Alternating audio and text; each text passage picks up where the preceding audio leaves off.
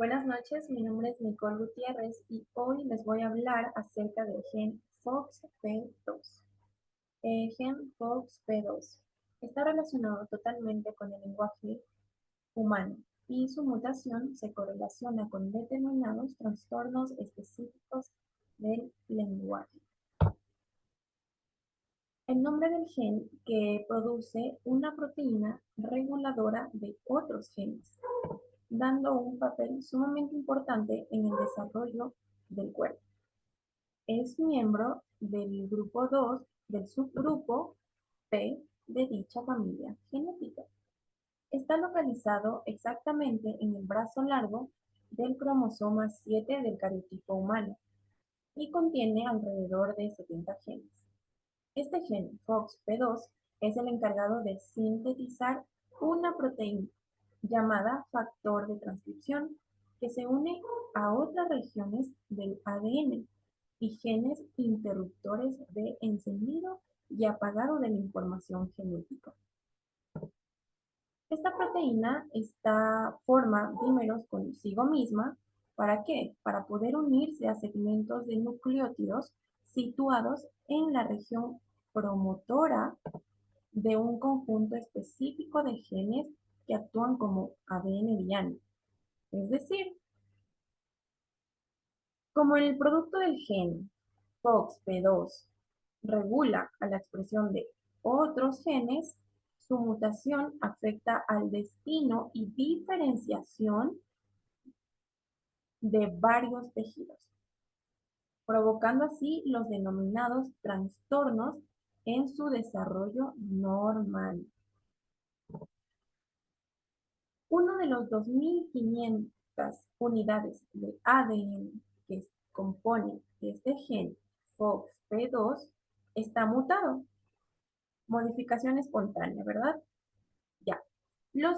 Algunos investigadores han sugerido que esta es la mutación que evita que FOXP2 realice la activación de la secuencia normal de genes necesarios para el desarrollo temprano del cerebro, por lo que la introducción de cambio en la proteína puede afectar potencialmente a los niveles de muchas otras proteínas, con el consecuente efecto en la función y fisiología de la célula, dando como resultado eh, respuestas deficiencias verbales.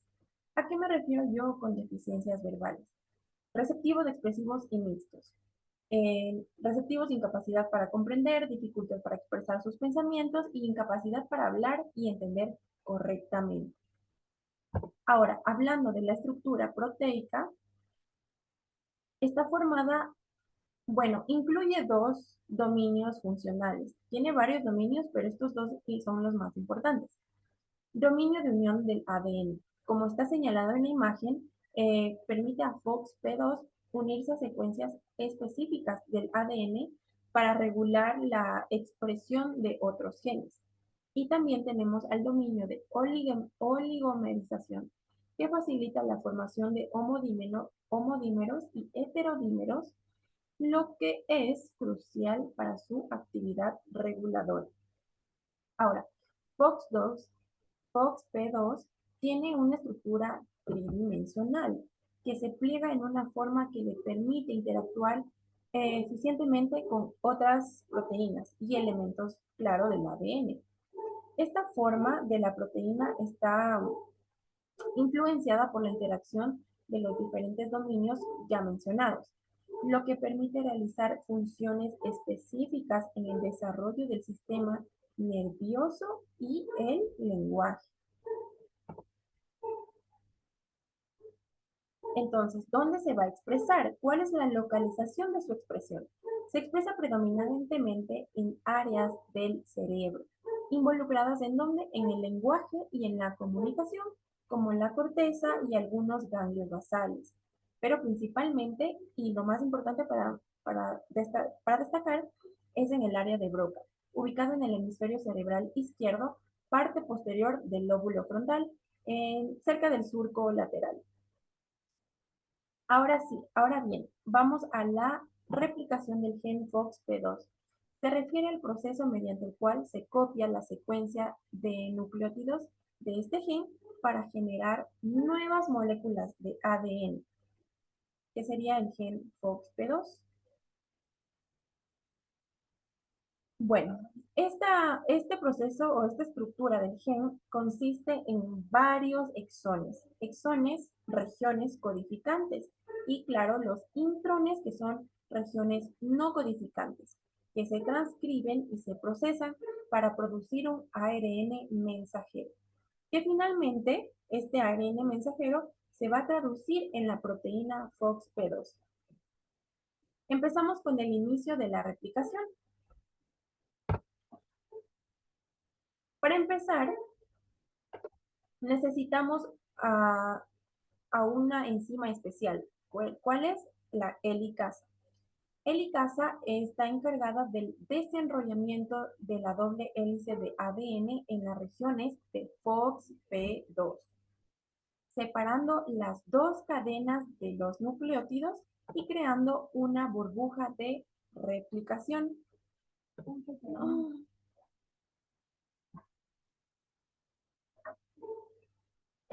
Formación del complejo de iniciación. Entonces, las proteínas de la unión del ADN y los factores de transcripción que se ensamblan en la región promotora, como está en la imagen del gen FOXP2, preparando el sitio para la síntesis, la futura síntesis. Entonces, entramos a la etapa de elongación. La enzima ADN polimerasa se une a una cadena molde del ADN. Esta ADN polimerasa necesita de un fragmento de ARN. ¿Cómo se llama? Cebador, o también denominado primer, para iniciar la síntesis de ADN. Este cebador proporciona un extremo 3' libre, al que la ADN polimerasa puede ir añadiendo nucleótidos. Entonces, el complejo proteico, ¿a qué me refiero con complejo proteico? Otras proteínas reguladoras y factores de transcripción pueden estar involucrados en la regulación de esta replicación del gen FOXP2, que es la síntesis de la cadena líder y la cadena rezagada.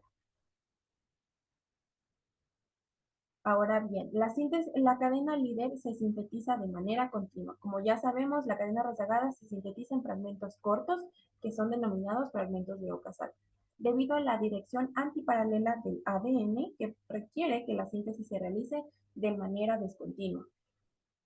Una vez ya realizado, se va a formar el cierre de replicación. Cuando el ADN polimerasa alcanza la secuencia de terminación, la replicación se detiene. Las cadenas recién sintetizadas se separan de las cadenas molde y se da la eliminación del cebador, porque ya terminó su trabajo. En el caso de la cadena rezagada, el cebador de ARN va a ser reemplazado por un ADN. Y aquí empieza la activación de las exonucleasas. La ADN polimerasa posee una función también, aparte, de corrección de pruebas, que le permite eliminar nucleótidos incorrectos. ¿Y qué va a hacer? Va a reemplazarlos por los que sí van a servir, los correctos, aumentando la precisión de la replicación. Entonces, reempacamos el ADN. Las nuevas cadenas de ADN se enrollan y se empaquetan en estructuras denominadas como cromosomas. Después de la replicación, el gen FOXP2 puede ser transcrito al ARN mensajero, que se procesará y se transformará fuera del núcleo para la síntesis de la nueva proteína. ¿Cuál es la proteína? Gen FOXP2. Proteína FOXP2. Entonces, ¿cómo se regula su expresión? En la proteína humana, una aspargina sustituye a una treonina. Este acontecimiento va a tener lugar en la posición 303, pero también va a haber otro movimiento. que va a ser una serina, sustituye a una aspargina. Y este movimiento se va a dar exactamente en el 325 de la proteína ancestral. ¿Cuál va a ser el impacto? Entonces, la mutación que promovió los cambios adjuntados al gen FOXP2 es la que afecta a la posición 303. Eso quiere decir que la aspargina que sustituyó a una treonina, o bien no la sustituyó, o hubo falta, o hizo falta una treonina o una aspargina, pero se dio en la localización 303.